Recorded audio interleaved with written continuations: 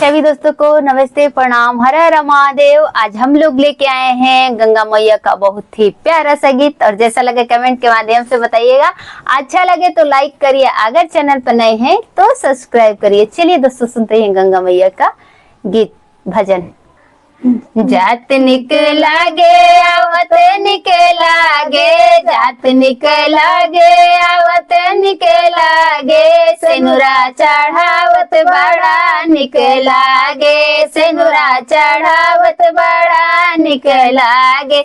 जात निकला गे आवत निकला गे, जात निकला गे आवत निकला गे, बिंदिया चढ़ावत बड़ा निकला गे, बिंदिया चढ़ावत बड़ा निकला गे।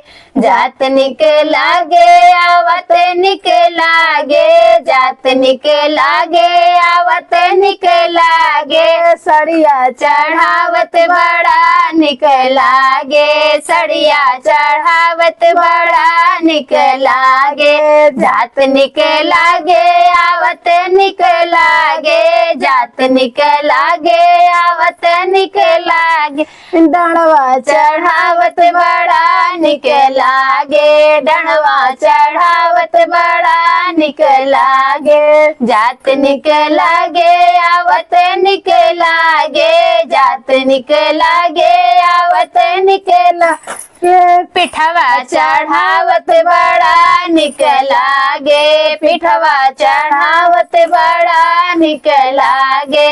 जात निकला गे आवत निकला गे, जात निकला गे आवत निकला गे, जैया चढ़ावत बड़ा निकला गे, जैया चढ़ावत बड़ा निकला गे। थैंक्स फॉर वॉचिंग दोस्तों।